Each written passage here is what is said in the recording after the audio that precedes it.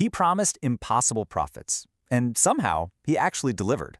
Well, at least for a little while. Welcome to an explainer where we're going to unpack one of the absolute most spectacular financial illusions in history. We're going to look at how one single guy managed to completely captivate a city, drain millions of dollars, and ultimately give his name to a crime that is literally still destroying lives today. Picture this, all right? It's 1920 in Boston, Massachusetts. The First World War just ended, and a very restless public is incredibly desperate to get rich quick. Almost overnight, massive, chaotic crowds are swarming the streets, lined up outside this tiny little office in the Niles building. We're talking poor immigrants, business owners, and crazily enough, even 3/4 of the entire Boston police force. They are all eagerly handing over their life savings to a charismatic Italian immigrant. Millions of dollars are just disappearing into his office. But how? To really understand the sheer scale of the panic and the greed here, you have to look at this number. At the absolute peak of this frenzy in late July of 1920, this man was raking in a staggering $1 million in a single day. Just let that sink in for a second. In today's money, we're talking about tens of millions of dollars handed over in cash daily. So meet the man himself, Charles Ponzi, the so-called financial wizard of Boston. But, Ponzi wasn't exactly born into banking royalty. Not at all. He arrived in America back in 1903 with exactly $2.50 in his pocket. He'd actually lost the rest gambling on the ship over. But he arrived with this massive, desperate dream to make it big and make it fast. A quick look at his early years shows how this intense hunger for wealth grew out of just absolute failure. He bounced around from job to job. He worked as a bank clerk in Montreal, but got caught forging a check and spent 20 months in a Canadian prison. Shortly after getting out, he was caught smuggling undocumented Italian immigrants into the U.S., which earned him another 2 years, this time in an Atlanta federal penitentiary. So, yeah, he was a convicted criminal who was constantly looking for a shortcut. So how in the world did a two-time convict become a millionaire practically overnight? Well, let's dive into his so-called brilliant legal loophole. In 1919, Ponzi stumbled upon what looked like the perfect, totally legal cheat code to vast wealth. It all started with a simple, everyday piece of international postage paper, the International Reply Coupon, or IRC. Basically, an IRC allowed someone sending a letter to another country to prepay the return postage. The person receiving it could take the coupon to their local post office and swap it for stamps. Because of the First World War, currency exchange rates across Europe were in complete and utter chaos, and Ponzi saw a golden opportunity. He started telling people he discovered a way to perform arbitrage. Now, arbitrage itself is a completely legitimate financial strategy. It's just taking advantage of a price difference between two markets to make a risk-free profit. Ponzi told his investors he was sending money to agents in Europe, where currencies like the Italian lira were super weak right now. They'd buy IRCs on the cheap, ship them back to the US, and Ponzi would exchange them for US stamps, which held a much higher value. On paper, it sounded like sheer genius. But here's why everyone truly believed him, and why they were so willing to hand over their cash completely blind. At the time, your traditional, safe banks were offering around a 5% annual return.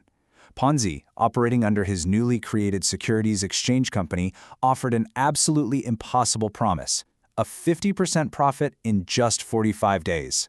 Or you could double your money in 90 days. If you do the math, that works out to an astonishing 400% annual return. Now, we all know the saying, if it sounds too good to be true, it usually is. But here is the hook that reeled absolutely everyone in. The first investors actually got paid. People who gave him money got their initial investment back, plus that massive 50% interest right on schedule. Naturally, they ran to tell their friends, their family, their coworkers. The newspapers were writing glowing reviews calling him a financial savior, the FOMO was real, and the lines stretched around the block. But come on, how could any legitimate business sustain that kind of unbelievable momentum? It was only a matter of time before the shocking secret was revealed. It started when a financial journalist named Clarence Barron decided to actually run the numbers, and what he found revealed the utter impossibility of Ponzi's claims. To generate the millions of dollars in returns Ponzi was paying out, he would have needed to move 160 million postal coupons across the Atlantic Ocean. But the U.S. Postal Service confirmed that there were only about 27,000 of these coupons actually in existence worldwide. The math was completely fabricated. And here is the ultimate bombshell. Out of the roughly $10 million he collected from tens of thousands of excited investors, Ponzi only ever purchased exactly $3 worth of international reply coupons, $1 in Spain, $1 in Italy, and $1 in France, basically just as a proof of concept. There was no massive arbitrage business. There was no secret international shipping operation. He wasn't making money. He was just moving it around. And this right here is the exact mechanism of what the world now forever calls a Ponzi scheme. Though at the time, folks just knew it as robbing Peter to pay Paul. It's incredibly simple. Step 1, attract early investors with the promise of insane returns. Step 2, when those returns come due, pay them using the fresh cash you just collected from brand new investors. Step 3, continuously recruit an exponentially growing number of new victims to prevent the entire illusion from crashing down. But what happens when the new money inevitably stops flowing? Well, the house of cards collapses.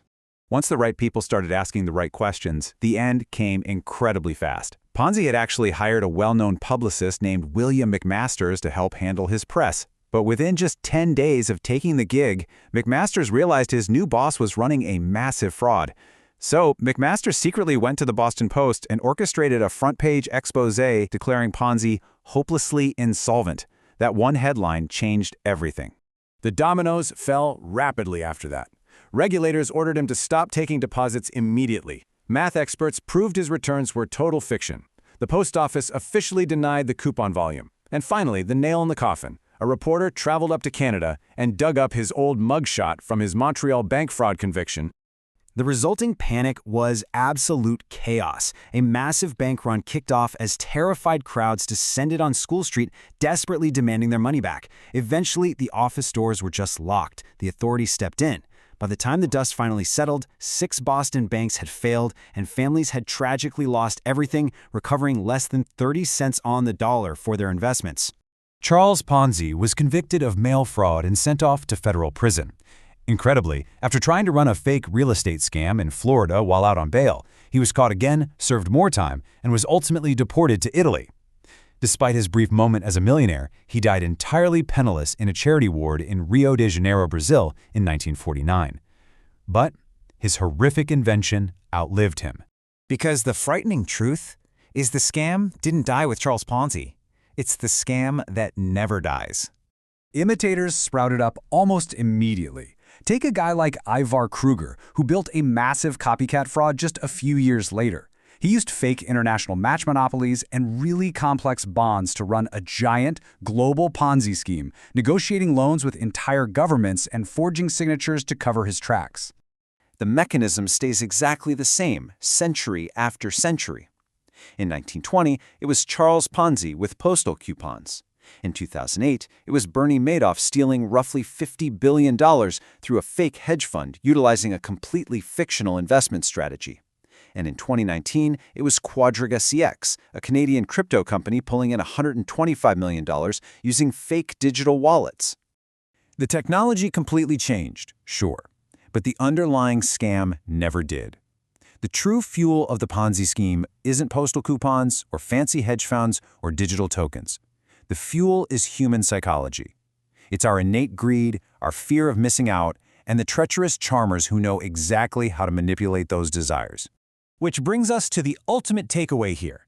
Charles Ponzi himself once said, "We are all gamblers. We all crave easy money, and plenty of it. If we didn't, no get-rich-quick scheme could be successful."